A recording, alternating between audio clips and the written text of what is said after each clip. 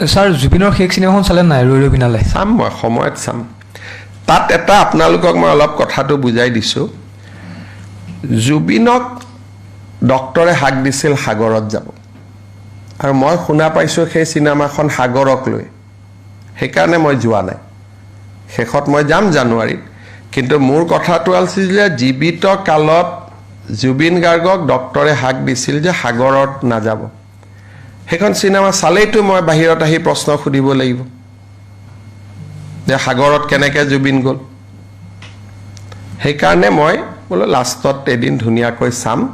কিন্তু চিনেমাখনৰ যদি আপোনালোকে দৃশ্যপট দেখে আগতে মই কথাটো কোৱা নাছিলোঁ কাৰণ চিনেমাখন ভাল কৰি চলক বুলি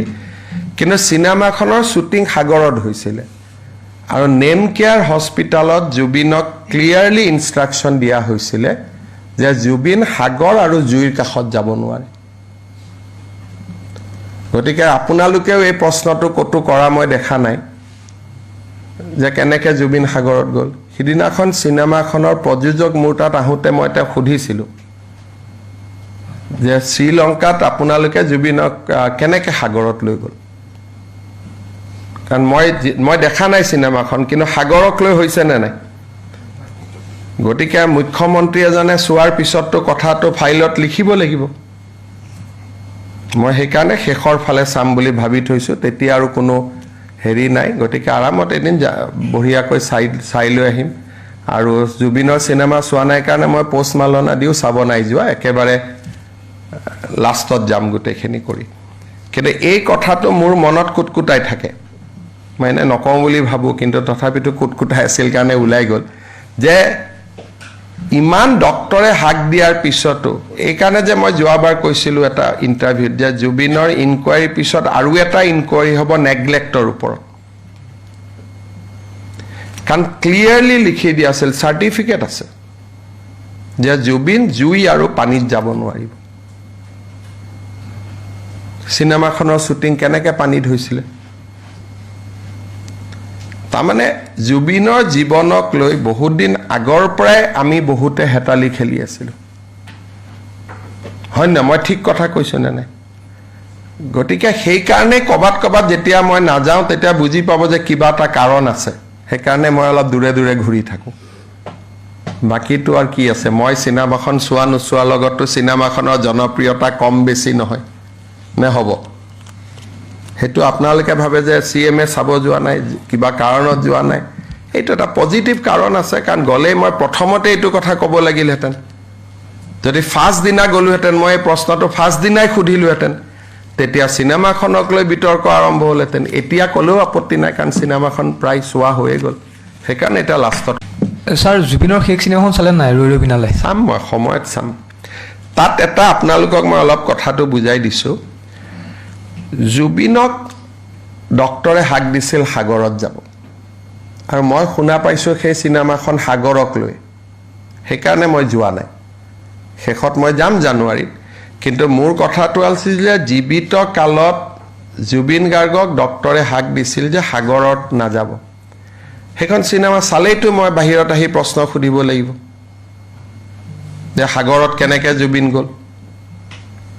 সেইকাৰণে মই বোলো লাষ্টত এদিন ধুনীয়াকৈ চাম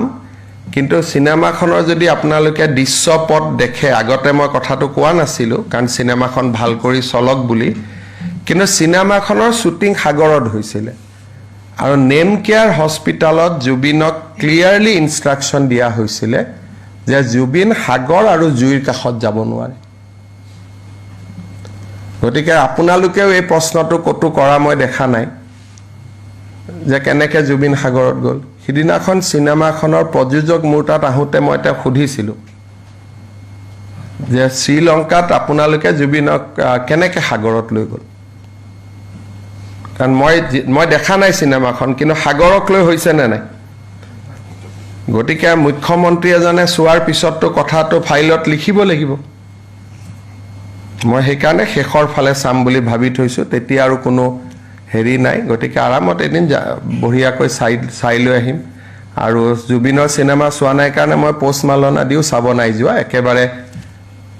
লাষ্টত যাম গোটেইখিনি কৰি কিন্তু এই কথাটো মোৰ মনত কুটকুটাই থাকে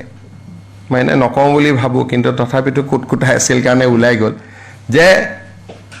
ইমান ডক্টৰে হাক দিয়াৰ পিছতো এইকাৰণে যে মই যোৱাবাৰ কৈছিলোঁ এটা ইণ্টাৰভিউত যে জুবিনৰ ইনকুৱাৰীৰ পিছত আৰু এটা ইনকুৱাৰী হ'ব নেগলেক্টৰ ওপৰত কাৰণ ক্লিয়াৰলি লিখি দিয়া আছিল চাৰ্টিফিকেট আছে যে জুবিন জুই আৰু পানীত যাব নোৱাৰিব চিনেমাখনৰ শ্বুটিং কেনেকৈ পানীত হৈছিলে তাৰমানে জুবিনৰ জীৱনক লৈ বহুত দিন আগৰ পৰাই আমি বহুতে হেতালি খেলি আছিলোঁ হয় না মই ঠিক কথা কৈছোঁ নে নাই গতিকে সেইকাৰণে ক'বাত যেতিয়া মই নাযাওঁ তেতিয়া বুজি পাব যে কিবা এটা কাৰণ আছে সেইকাৰণে মই অলপ দূৰে দূৰে ঘূৰি থাকোঁ বাকীটো আৰু কি আছে মই চিনেমাখন চোৱা নোচোৱাৰ লগতো চিনেমাখনৰ জনপ্ৰিয়তা কম বেছি নহয় নে হ'ব সেইটো আপোনালোকে ভাবে যে CMA চাব যোৱা নাই কিবা কাৰণত যোৱা নাই এইটো এটা পজিটিভ কাৰণ আছে কাৰণ গ'লেই মই প্ৰথমতে এইটো কথা ক'ব লাগিলহেঁতেন যদি ফাৰ্ষ্ট দিনা গ'লোহেঁতেন মই এই প্ৰশ্নটো ফাৰ্ষ্ট দিনাই সুধিলোহেঁতেন তেতিয়া চিনেমাখনক লৈ বিতৰ্ক আৰম্ভ হ'লহেঁতেন এতিয়া ক'লেও আপত্তি নাই কাৰণ চিনেমাখন প্ৰায় চোৱা হৈয়ে গ'ল সেইকাৰণে এতিয়া লাষ্টত